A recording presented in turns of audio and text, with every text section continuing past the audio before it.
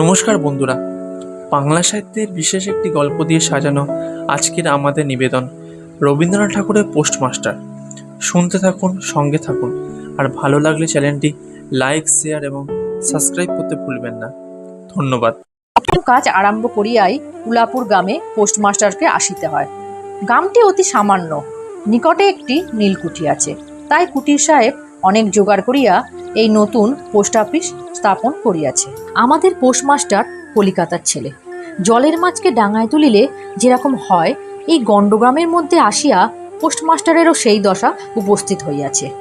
একখানি অন্ধকার আটচালার মধ্যে তাহার আপিস, অদূরে একটি পানাপুকুর এবং তাহার চারিপারে জঙ্গল। কুটির, গোমস্তা প্রভৃতি যে সকল কর্মচারী আছে তাহাদের ফুরসত পায় নাই, এবং তাহারা ভদ্রলোকের সহিত মিশিবার উপযুক্তই নয়। বিশেষত কলিকাতার ছেলে ভালো করিয়া মিশিতে জানে না। অপরিচিত স্থানে গেলে হয় উদ্ধৃত, নয় অপ্রতিভ হইয়া থাকে। এই কারণে স্থানীয় লোকের সহিত তাহার মেলামেশা হইয়া ওঠে না। অথচ হাতে কাজ অধিক নাই। কখনো কখনো দুটো একটি কবিতা লিখিতে চেষ্টা করেন। তাহাতে এমন ভাব ব্যক্ত করিয়াছেন যে সমস্ত দিন তরুপল্লবের কম্পন এবং আকাশের মেঘ দেখিয়া জীবন বড় সুখে কাটিয়া যায়। কিন্তু অন্তর্যামী জানেন, যদি আরব্য উপন্যাসের কোনো দৈত্য আসিয়া এক রাত্রের মধ্যে এই শাখাপল্লব সমেত সমস্ত গাছগুলি কাটিয়া পাকা রাস্তা বানিয়া দেয় এবং সারি সারি অট্টালিকা আকাশের মেঘকে দৃষ্টিপথ হইতে রুদ্ধ করিয়া রাখে, তাহা হইলে এই আমমরা ভদ্র সন্তানটি পুনশ্চ নবজীবন লাভ করিতে পারে। পোস্টমাস্টারের বেতন অতি সামান্য, নিজে রাঁধিয়া খাইতে হয়, এবং গ্রামের একটি পিতৃমাতৃহীন অনাথ বালিকা তাহার কাজকর্ম করিয়া দেয়। চারিটি খাইতে পায়। মেয়েটির নাম রতন, বয়স 12-13। বিবাহের বিশেষ সম্ভাবনা দেখা যায় না। সন্ধ্যার সময় যখন গ্রামের গোয়ালঘর হইতে ধূম কুণ্ডলায়িত হইয়া উঠিত, ঝোপে ঝোপে ঝিল্লি ডাকিত। দূরে গ্রামের নেশাখোর বাউলের দল খোলকর্তাল বাজাইয়া উচ্চস্বরে গান জুড়িয়া দিত। যখন অন্ধকার দাওয়ায় একলা বসিয়া গাছের কম্পন দেখিলে কবি হৃদয়েরও ঈষৎ হৃৎকম্পন উপস্থিত হইত, তখন ঘরের কোণে একটি ক্ষীণশিখা প্রদীপ জ্বালিয়া পোস্টমাস্টার ডাকিতেন। রতন। রতন দ্বারে বসিয়া এই ডাকের জন্যই অপেক্ষা করিয়া থাকিত, কিন্তু এক ডাকে ঘরে আসিত না। বলিত, কি কা বাবু, কেন ডাকছো? তুই কি করছিস? এখনই চুলো ধরাতে যেতে হবে হেসেলের। তোর হেসেলের কাজ পরে হবে, এখন একবার আমাকে তামাকটা সেজে দে তো। অনতি বিলম্বে দুটি গাল ফুলাইয়া কলিকায় পোঁ দিতে দিতে রতনের প্রবেশ। হাত হইতে কলিকাটা লইয়া পোস্টমাস্টার ফস করিয়া জিজ্ঞাসা করেন, আচ্ছা রতন, তোর মাকে মনে পড়ে? সে অনেক কথা, কতক মনে পড়ে, কতক মনে পড়ে না। মায়ের চেয়ে বাপ তাহাকে বেশি ভালোবাসিত। বাপকে অল্প অল্প মনে আছে। পরিশ্রম করিয়া বাপ সন্ধ্যাবেলা ঘরে ফিরিয়া আসিত। তাহারই মধ্যে দৈবাত দুটি একটি সন্ধ্যা তাহার মনে পরিষ্কার ছবির মতো অঙ্কিত আছে। এই কথা হইতে হইতে ক্রমে রতন পোস্টমাস্টারের পায়ের কাছে মাটির উপর বসিয়া পড়িত। মনে পড়িত তাহার একটি ছোট ভাই ছিল। বহু পূর্বেকার বর্ষার দিনে একদিন একটা ডোবার ধারে দুইজনে মিলিয়া গাছের ভাঙা ডালকে ছিপ করিয়া মিছা মিছা মাছ ধরা খেলা করিয়াছিল। অনেক গুরুতর ঘটনার চেয়েও সেই কথাটাই তাহার মনে বেশি উদিত হইত। এইরূপ কথা প্রসঙ্গে মাঝে মাঝে বেশি রাত হইয়া যাইত। তখন আলস্যক্রমে পোস্টমাস্টারেরা রাঁধিতে ইচ্ছা করিত না। সকালের বাসি ব্যঞ্জন থাকিত, এবং রতন তাড়াতাড়ি উনুন ধরিয়া খান কয়েক রুটি সেকিয়া আনিত। তাহাতেই উভয়ের রাত্রির আহার চলিয়া যাইত। একদিন সন্ধ্যাবেলায় সেই বৃহৎ আটচালার কোণে আপিসের কাঠের চৌকির ওপর বসিয়া পোস্টমাস্টারও নিজের ঘরের কথা পাড়িতেন। ছোট ভাই, মা এবং দিদির কথা, প্রবাসের একলা ঘরে বসিয়া যাহাদের জন্য হৃদয় ব্যথিত হইয়া উঠিত তাহাদের কথা, যে সকল কথা সর্বদাই মনে উদয় হয়, অথচ নীলকুঠির গোমস্তাদের কাছে যাহা কোনো মতেই উপস্থাপন করা যায় না, সেই কথা একটি অশিক্ষিত ক্ষুদ্র বালিকাকে বলিয়া যাইতেন কিছুমাত্র অসঙ্গত মনে হইত না। অবশেষে এমন হইল, বালিকা কথোপকথনকালে তাহার ঘরের লোকদিগকে মা, দিদি, দাদা বলিয়া চিরপরিচিতের ন্যায় উল্লেখ করিত। এমনকি তাহার ক্ষুদ্র হৃদয়পটে বালিকা তাহাদের কাল্পনিক মূর্তিও চিত্রিত করিয়া লইয়াছিল। একদিন বর্ষাকালে মেঘযুক্ত দ্বীপ্রহরে ঈষৎতপ্ত সুকোমল বাতাস দিতেছিল। রৌদ্রে ভিজা ঘাস এবং গাছপালা হইতে এক প্রকার গন্ধ উদ্ধিত হইতেছিল। মনে হইতেছিল যেন ক্লান্ত ধরনের উষ্ণ নিঃশ্বাস গায়ের উপর আসিয়া লাগিতেছে, এবং কোথাকার এক নাছরবান্দা পাখি তাহার একটানা স্বরের নালী সমস্ত দুপুরবেলা প্রকৃতির দরবারে অত্যন্ত করুণ স্বরে বারবার আবৃত্তি করিতেছিল। পোস্টমাস্টারের হাতে কাজ ছিল না।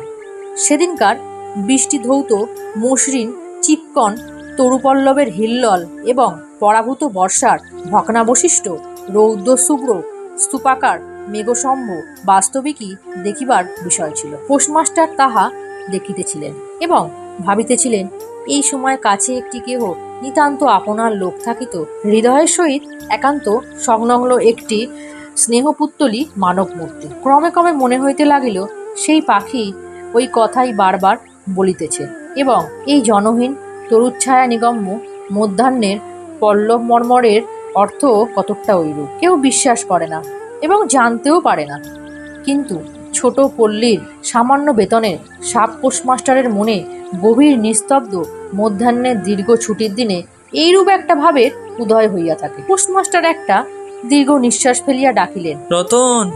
রতন তখন পেয়ারা তলায় পা ছড়াইয়া দিয়া কাঁচা পেয়ারা খাইতেছিল। প্রভুর কণ্ঠস্বর শুনিয়া অবলম্বে ছুটিয়া আসিল, হাঁপাইতে হাঁপাইতে বলিল, দাদাবাবু ডাকছো? পোস্টমাস্টার বলিলেন, তোকে আমি একটু একটু করে পড়তে শেখাবো। বলিয়া সমস্ত দুপুরবেলা তাহাকে লইয়া সরেয়া করিলেন, এবং এইরূপ অল্প দিনেই যুক্তাক্ষর উত্তীর্ণ হইলেন। শ্রাবণ মাসে বর্ষণের আর অন্ত নাই। খাল বিল নালা জলে ভরিয়া উঠিল। অহর্নিশি বেগের ডাক এবং বৃষ্টির শব্দ। গ্রামের রাস্তায় চলাচল পায় এক প্রকার বন্ধ। নৌকায় করিয়া হাটে যাইতে হয়। একদিন প্রাতঃকাল হইতে খুব বাদলা পড়িয়াছে। পোস্টমাস্টারের ছাত্রীকে অনেকক্ষণ দ্বারের কাছে অপেক্ষা করিয়া বসিয়াছিল, কিন্তু অন্য দিনের মতো যথাসাধ্য নিয়মিত ডাক শুনিতে না পাইয়া আপনি কুচি লইয়া ধীরে ধীরে ঘরের মধ্যে প্রবেশ করিল। দেখিল পোস্টমাস্টার তাহার খাটিয়ার উপর শুইয়া আছেন, বিশ্রাম করিতেছেন মনে করিয়া অতি নিঃশব্দে পুনশ্চ ঘর হইতে বাহিরে যাইবার উপক্রম করিল।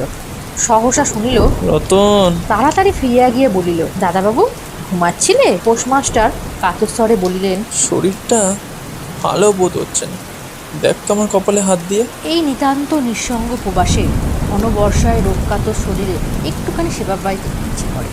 তপ্ত ললাটের উপর শাঁকা পলা পড়া কোমল হস্তের স্পর্শ মনে পড়ে। এই ঘোর প্রবাসে রোগ যন্ত্রণা স্নেহময়ী নারীরূপে জননী ও দিদি পাশে বসিয়া আছেন, এই কথাও মনে করিতে ইচ্ছে করে, এবং এ স্থলে প্রবাসীর মনের অভিলাষ ব্যর্থ হইল না।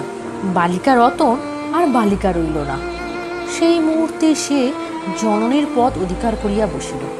বৈদ্য ডাকিয়া আনিল, যথাসময়ে বটিকা খাওয়াইল, সারা রাত্রি শিহরে জাগিয়া রইল। আপনি পথ্য রাধিয়া দিল এবং শতবার কইয়া জিজ্ঞাসা করিল, হ্যাঁ দাদাবাবু একটুখানি ভালো বোধ হচ্ছে কি? বহুদিন পরে পোস্টমাস্টার ক্ষীণ শরীরের রোগশয্যা ত্যাগ করিয়া উঠিলেন। মনে স্থির করলেন, আর নয়, এখান হইতে কোনো মতে বদলি হইতেই হইবে। স্থানীয় অস্বাস্থ্যের উল্লেখ করিয়া তৎক্ষণাৎ কলিকাতা কর্তৃপক্ষের নিকট বদলি হইবার জন্য দরখাস্ত করিলেন। রোগসেবা হইতে নিষ্কৃতি পাইয়া রতন দ্বারের বাহিরে আবার তাহার স্বস্থান অধিকার করিল, কিন্তু পূর্ববৎ আর তাহার ডাক পড়ে না। মাঝে মাঝে উঁকি মারিয়া দেখে পোস্টমাস্টার অত্যন্ত অন্যমনস্কভাবে চৌকিতে বসিয়া অথবা খাটিয়ায় শুইয়া আছে। রতন যখন আহ্বান প্রত্যাশা করিয়া বসিয়া আছে, তিনি তখন অধীর চিত্তে তাহার দরখাস্তের উত্তর প্রতীক্ষা করিতেছেন। বালিকা দ্বারের বাহিরে বসিয়া সহস্র বার করিয়া তাহার পুরনো পড়া পড়িল। পাছে যেদিন সহসা ডাক পড়িবে, সেদিন তাহার যুক্তাক্ষর সমস্ত গোলমাল হইয়া যায়, এই তাহার একটা আশঙ্কা ছিল। অবশেষে সপ্তাহখানেক পর একদিন সন্ধ্যাবেলায় ডাক। উন্মেলিত হৃদয়ে রতন গৃহের মধ্যে প্রবেশ করিয়া বলিল, দাদাবাবু আমাকে ডাকছিলে? পোস্টমাস্টার বলিলেন, রতন, কালই আমি যাচ্ছি। কোথায় যাচ্ছ দাদাবাবু? বাড়ি যাচ্ছি। আবার কবে আসবে? আর আসবো না। রতন আর কোনো কথা জিজ্ঞাসা করিল না। পোস্টমাস্টার আপনিই তাহাকে বলিলেন, তিনি বদলির জন্য দরখাস্ত করিয়াছিলেন, দরখাস্তে নামঞ্জুর হইয়াছে, তাই তিনি কাজে জবাব দিয়ে বাড়ি যাইতেছেন। অনেকক্ষণ আর কেউ কোনো কথা কইল না। মিটমিট করিয়া প্রদীপ জ্বলিতে লাগিল, এবং এক স্থানে ঘরের জীর্ণ চাল ভেদ করিয়া একটি মাটির সরার উপর টপ টপ করিয়া বৃষ্টির জল পড়িতে লাগিল। কিছুক্ষণ পরে রতন আস্তে আস্তে উঠিয়া রান্নাঘরে রুটি গড়িতে গেল। অন্য দিনের মতো তেমন চটপট হইল না। বোধ করি মধ্যে মধ্যে মাথায় অনেক ভাবনা উদয় হইয়াছিল। পোস্টমাস্টারের আহার সমাপ্ত হইলে পর বালিকা তাহাকে জিজ্ঞাসা করিল, দাদাবাবু, আমাকে তোমাদের বাড়ি নিয়ে যাবে? পোস্টমাস্টার হাসিয়া কহিলেন, সে কি করে হবে? ব্যাপারটা যে কি কারণে অসম্ভব তাহা বালিকাকে বোঝানো আবশ্যক বোধ করিলেন না। ভোরে উঠিয়া পোস্টমাস্টার দেখিলেন তাহার স্নানের জল ঠিক আছে। কলিকাতার অভ্যাস অনুসারে তিনি তোলা জলেই স্নান করতেন। কখন তিনি যাত্রা করিবেন সে কথা বালিকা কি কারণে জিজ্ঞাসা করিতে পারে নাই। পাছে পাতককালে আবশ্যক হয়, এই জন্য রতন অত রাত্রে নদী হইতে তাহার স্নানের জল তুলিয়া আনিয়াছিল। স্নান সমাপন হইলে রতনের ডাক পড়িল। রতন নিঃশব্দে গিয়ে প্রবেশ করিল এবং আদেশ প্রতীক্ষায় একবার নীরবে প্রভুর মুখের দিকে চাইল। প্রভু কহিলেন, রতন, আমার জায়গায় যে লোকটি আসবে তাকে আমি বলে দিয়ে যাব। তিনি তোকে আমারই মতো যত্ন করবেন। আমি যাচ্ছি বলে তোকে কিছু ভাবতে হবে না। এই কথাগুলো যে অত্যন্ত স্নেহগর্ব এবং দয়ার্দ্র হৃদয় হইতে উত্থিত সে বিষয়ে কোনো সন্দেহ নাই। কিন্তু নারী হৃদয় কে বুঝিবে? রতন অনেকদিন প্রভুর অনেক তিরস্কার নীরবে সহ্য করিয়াছে, কিন্তু এই নরম কথা সহিতে পারিল না। একেবারে উচ্ছ্বসিত হৃদয়ে কাঁদিয়া উঠিয়া কহিল, না না, তোমাকে কাউকে কিচ্ছু বলতে হবে না, আমি থাকতে চাই নে। পোস্টমাস্টার রতনের এইরূপ ব্যবহার কখনো দেখে নাই, তাই অবাক হইয়া রইলেন। নতুন পোস্টমাস্টার আসিল, তাহাকে সমস্ত চার্জ বুঝাইয়া দিয়া পুরাতন পোস্টমাস্টার গমন উন্মুখ হইলেন। যাইবার সময় রতনকে ডাকিয়া বলিলেন, রতন, তোকে আমি কখনো কিছু দিতে পারিনি, আর যাবার সময় তোকে কিছু দিয়ে গেলাম। এতে তো দিন কয়েক চলে যাবে। কিছু পথ খরচা বাদে তাহার বেতনের যত টাকা পাইয়াছিলেন পকেট হইতে বাহির করিলেন। তখন রতন ধুলাই পড়িয়া তাহার পা জড়াইয়া ধরিয়া কহিল, দাদাবাবু, তোমার দুটি পায়ে পড়ি, তোমার দুটি পায়ে পড়ি, আমাকে কিচ্ছু দিতে হবে না, তোমার দুটি পায়ে পড়ি, আমার জন্য কাউকে কিচ্ছু ভাবতে হবে না। বলিয়া এক দৌড়ে সেখান হইতে পলাইয়া গেল। ভূতপূর্ব পোস্টমাস্টার নিঃশ্বাস ফেলিয়া হাতে কার্পেটের ব্যাগ ঝুলাইয়া কাঁধে ছাতা লইয়া মুটের মাথায় নীল ও শ্বেত রেখায় চিত্রিত টিনের প্যাডরা তুলিয়া ধীরে ধীরে নৌকাভিমুখে চলিলেন। যখন নৌকায় উঠিলেন এবং নৌকা ছাড়িয়া দিল, বর্ষা বিস্ফোরিত নদী ধরনের উচ্ছ্বলিত অশ্রু রাশির মতো চারিদিক ছলছল করিতে লাগিল। তখন হৃদয়ের মধ্যে অত্যন্ত একটা বেদনা অনুভব করিতে লাগিলেন। একটি সামান্য গ্রাম্য বালিকার করুণ মুখচ্ছবি যেন এক বিশ্বব্যাপী বৃহৎ অব্যক্ত মর্মব্যথা প্রকাশ করিতে লাগিল।